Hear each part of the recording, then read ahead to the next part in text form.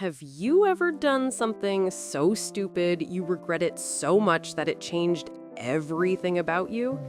Have you ever had a stupid crush on somebody that led to this? Well, my own story will blow your mind, so listen carefully. My name is Carl. Well, it was Carl 100 days ago. Back then, all I thought about was how to spend the summer break before senior year. My friends and I had plans. Beach trips, late-night gaming sessions, maybe some parties if we could find them. Normal 17-year-old stuff. I remember all those plans we were supposed to do, but I bailed on them. All of a sudden, I just disappeared. Let me start from the beginning. The first day of summer holidays, I went over to my friend Kyle's house to hang out. We were going to play some games, maybe watch a movie. Pretty standard afternoon. But Kyle's older sister, Kayla, was home from uni for a bit, and that complicated things. I had a massive crush on Kayla. She was 19, smart, gorgeous, and completely out of my league. The weird thing was, she used to date this guy Liam for ages, but one day she just announced she was dating a woman named Lisa instead. No breakup announcement, no explanation, just suddenly with Lisa. We never understood that, but whatever. It wasn't like I had a chance either way. That afternoon, Kayla was in the kitchen eating a slice of chocolate cake with a fork. She took a few bites, then left the fork on the plate and walked away to answer her phone. I saw my chance. Stupid teenage brain kicked in, an indirect kiss with my crush. That's all I was thinking about. So when no one was looking, I grabbed that fork and used it to take a bite of the leftover cake. Dumb, right? Incredibly dumb.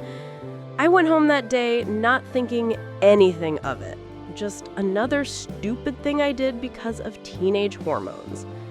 Nothing seemed wrong for the first week. I hung out with my friends, played games, did the usual summer stuff. But on day 7, I woke up feeling off. I looked in the bathroom mirror and noticed I seemed to have lost a bit of weight. Not much, but noticeable. My skin felt smoother than usual too, almost softer. I touched my face and it just felt different. I told my mom about it. She laughed it off, said I was probably just growing or something, but I insisted something was wrong. The changes felt too weird to ignore. So she took me to the clinic to get checked out. The doctor seemed normal at first, doing the standard examination, but when I described the gradual changes over the past week, his expression shifted. He became more serious and asked for a swab test, something he called specialized, though neither Mom nor I had heard of it before. After the results came back, he asked to speak with me alone in his office. That conversation changed everything. He asked me a series of questions. Have you kissed anyone in the past week? No. Have you had contact with any female, down under, with your mouth, that may have had their secretions enter your mouth? No, absolutely not. Have you shared food or cutlery with someone that may have had saliva on it? I got shy at that one. Finally, I admitted what I'd done with Kayla's fork 7 days earlier. The doctor nodded, like that explained everything. He told me he'd keep that detail private from my mom, but she needed to know what was going to happen next. He asked me to invite her into the office. What the doctor explained next sounded like science fiction. He told us I had contracted a rare virus that only affects males. Over the next 93 days or so, my body would gradually transform. My chromosomes were being rewritten, my hormones would shift, my anatomy would change completely. By the end of it, I would be biologically female. Fully female. There was no cure, no way to stop it. It wasn't dangerous or painful, but it was permanent and irreversible. I was devastated. My mom tried to comfort me, putting her arm around my shoulders as I sat there in shock. This couldn't be real. This couldn't be happening. Not from using a stupid fork because I had a crush. For the next few weeks, I stayed in denial. I refused to accept such a ridiculous situation. Sure, the changes kept happening, but maybe they'd stop. Maybe the doctor was wrong. Maybe it was all some mistake. But by date 27, denial was getting harder to maintain. The changes were becoming more obvious, even if they were still happening slowly. My hair had grown noticeably longer, falling past my ears now when it had barely touched them before. I had lost another few parts of an inch in height. My face looked slightly different in the mirror, softer somehow. My voice hadn't changed yet, but my body felt lighter, less solid. To my friends, it just looked like my hair had grown out over summer. No one mentioned the height thing. No one seemed to notice anything else. But I noticed. I felt it every day. Day 33 was my 18th birthday. My friends came over to celebrate. Mom made snacks and baked me a cake. I'd cut my hair shorter that morning, trying to look more like my old self. I wore my baggiest clothes, hoping they'd hide whatever was happening to my body. But the changes were becoming too obvious to hide completely. My face looked different. My frame seemed smaller. Something about my proportions was off. I could tell my friends noticed. They kept glancing at me with confused expressions, but no one brought it up. That's when I decided I couldn't see them anymore. It hurt, but it was the only option. After they left, I told them Mom and I were moving out of state. We'd already discussed it as a backup plan. They seemed sad, but understanding. We promised to stay in touch online. We moved to Florida on day 53. By that point, I was at a stage where things were getting much more real. My chest had started to feel tender, sensitive to touch in a way that was uncomfortable and unfamiliar. When I looked down there, everything had shrunk to the point where it looked more like half a thumb than anything else. My balls were completely gone, and there was a crease forming inward right in the middle where they used to be. Standing to pee was becoming difficult. I had to sit down now. Looking at myself in the mirror was surreal. I didn't look like Carl anymore. I looked like someone in between, someone undefined. My mom had managed to get legal clearance for me to change my name due to my medical condition. The doctor had provided documentation, written letters to the court explaining the situation. She suggested the name Camille. It was pretty, she said. It suited my new face. At that point, I didn't have the energy to fight it anymore. I was exhausted from denial, from fighting reality. I conceded. I accepted it. Carl was disappearing whether I liked it or not. Might as well have a name that fit what I was becoming. Day 74 arrived.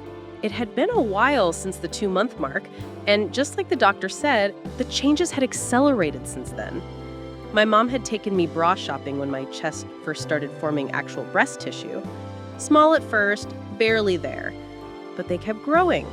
We'd been back 3 times now, transitioning from training bras to actual small cups. Mom didn't seem to mind the cost at all. In fact, she seemed genuinely happy to have these experiences with a daughter. She'd also started making me wear her clothes regularly. My old ones didn't fit anymore at all. They hung weird on my changing frame, made it draw more attention than they hide. So I borrowed her tops, her jeans, her skirts. Today was another checkup day, a regular appointment to monitor my progress. And she'd insisted I wear something presentable to the clinic. A burgundy red blouse with short cap sleeves, a collar, and buttons down the front with a center placket. The fabric was slightly sheer, semi-transparent enough that you could see hints on my bra underneath. She paired it with a black midi skirt covered in a delicate floral pattern. The blouse felt strange against my developing chest. The skirt sat high on my waist and swished around my calves when I walked. I felt exposed and feminine in ways I wasn't ready for. But Mom was right. I couldn't keep wearing baggy band shirts and cargo shorts. That person didn't exist anymore. By day 87, I could totally pass as a girl, no question about it. My face had fully feminized, my hair had grown long and wavy, falling past my shoulders. My hips had widened, my waist had narrowed. The resemblance between me and my mom was uncanny now. People said we looked like sisters, which made Mom beam with pride every time. Down under, everything was fully formed now, externally. The crease had developed into actual anatomy. I had a feminine down under. Fully functional, the doctor had confirmed at my last checkup. Only minor internal changes were left to happen. My breasts were still getting bigger, though. I was almost the same size as Mom now, which meant more bra shopping again. That day, Mom took me to a Saturday market. I wore a white sundress with a delicate pattern of small yellow and orange flowers scattered across the fabric. Thin straps, fitted bodice, flowing skirt that hit just above my knees. It was pretty. I felt pretty wearing it. And that feeling scared me a little. But what scared me more was how I started looking at men. Really looking at them. There was this guy at one of the market stalls, probably in his early 20s, with dark hair and a nice smile. When he looked at me, I felt something. Heat, interest, desire. My face flushed, my heart raced. I couldn't stop staring. Mom noticed. She giggled and leaned close to whisper, "Getting boy crazy already?"